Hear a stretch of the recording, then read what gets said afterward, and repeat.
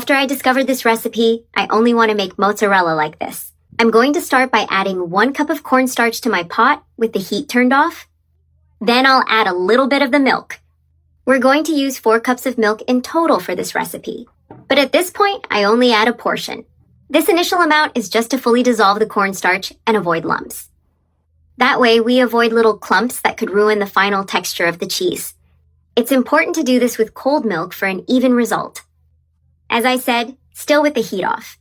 This step should be done entirely without heat to work properly. Stir until the cornstarch is completely dissolved. Now I can add the rest of the milk. Remember, we're using 4 cups of milk in total. Stir a bit more to fully combine everything. Now yes, I turn on the heat and set it to medium.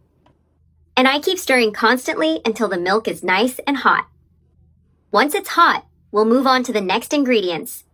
That's how we keep going with our homemade mozzarella recipe. When you see the milk is hot, we continue with the butter. Now I add the butter, which will bring creaminess. It's 10 1/2 tablespoons of unsalted butter.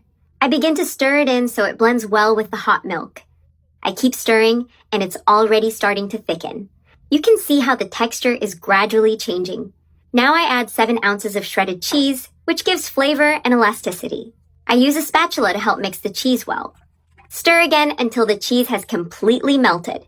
Add 1 teaspoon of salt, which is already enough. Keep in mind that the cheese already contains some salt. Mix well one last time to finish the preparation.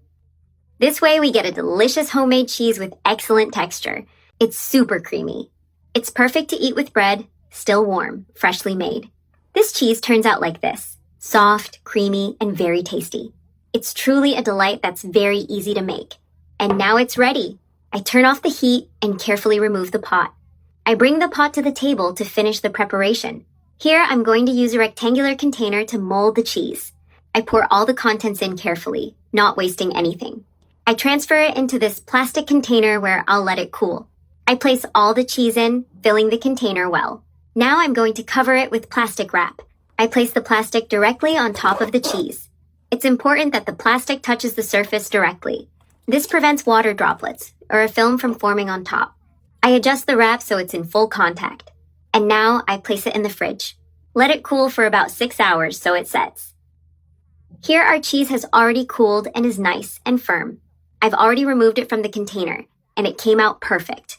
Now I'm going to cut it to show you how it turned out. The texture of this cheese is incredible, firm and soft at the same time.